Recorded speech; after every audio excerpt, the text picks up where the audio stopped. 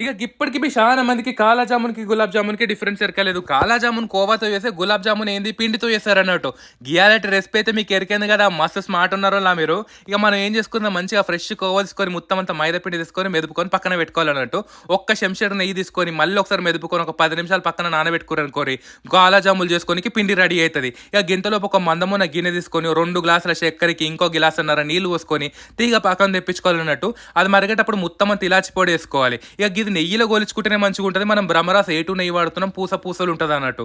మంచిగా నెయ్యి కాగిన తర్వాత నూనెలో మంచిగుండదు. మీరు ఒకసారి ట్రై చేయండి మీకే అర్థమైతది. ఇలాచి పొడి మొత్తం అంతా పట్టుకేసుకున్నారనుకోరి చక్కెర మరిగేటప్పుడు ఇట్లా చక్కెర కాకుండా ఉంటది.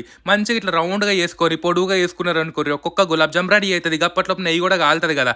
పెద్ద చెక్క పెట్టకుండా మీడియం చెక్క మీద సన్నగా గోలించుకున్నారనుకోరి ఎర్రగా నుంచి నల్లగా కావాలి. అందుకే కాలా జామున్ అంటారు. లోపల వరకు ఉడుకుతదన్నట్టు. చక్కెర పాకలో నానబెట్టుకొని గిన్నెలేసుకొని తిన్నారనుకోరి అబ్బబ్బబ్బబ్బా! మెత్తగా మంచిగా